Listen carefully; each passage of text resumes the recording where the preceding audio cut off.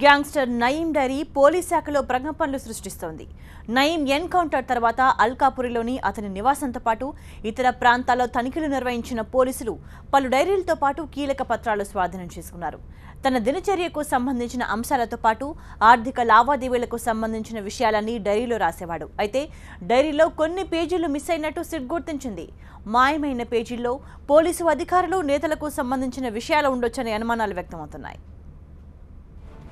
డైరీలో కొన్ని పేజీలు మాయం కాగా మరికొన్ని ఆధారాలు కనిపించకుండా పోయాయి. ఈ విషయాన్ని కూడా సిట్ గుర్తించింది. వీటిపై మరింత సీరియస్ గా దృష్టి పెట్టారు. మరోవైపు నయీంతో సన్నిహితంగా ఉండే నేతలు, వారిపై ఉన్న అభియోగాలకు సంబంధించిన నివేదికను పోలీస్ ఉన్నతాధికారులు ఇటీవలే ప్రభుత్వానికి అందజేసినట్టు తెలుస్తోంది. దీనిలో 3 ఎమ్మెల్యేలు, 2 ఎమ్మెల్సీలు, భువనగిరికి చెందిన 2 స్థానిక ప్రజాప్రతినిధుల పేర్లున్నట్టుగా తెలుస్తోంది. కేసు దర్యాప్తులో భాగంగా వారి విషయంలో తదుపరి అనుసరించాల్సిన విధానంపై ప్రభుత్వం నుంచి స్పష్టత తీసుకున్నారు. ప్రభుత్వం నుంచి వచ్చే ఆదేశాల మేరకు ఆరోపణలు ఎదుర్కొంటున్న నాయకులపై చట్ట ప్రకారం చర్యలు తీసుకునేందుకు అధికారులు సిద్ధమవుతున్నారు.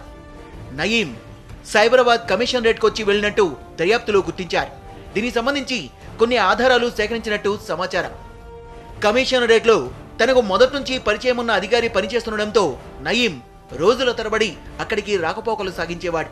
కమిషనరేట్కొచ్చిన ప్రతిసారి గంటల కొద్దీ అక్కడే కాలక్షేపం చేసి అన్ని విషయాల్ని చర్చించేవాడని తేలింది. కమిషనర్ కార్యాలయానికి వచ్చినప్పుడు తననెవరూ గుర్తించకుండా జాగ్రత్త పడేవాడు.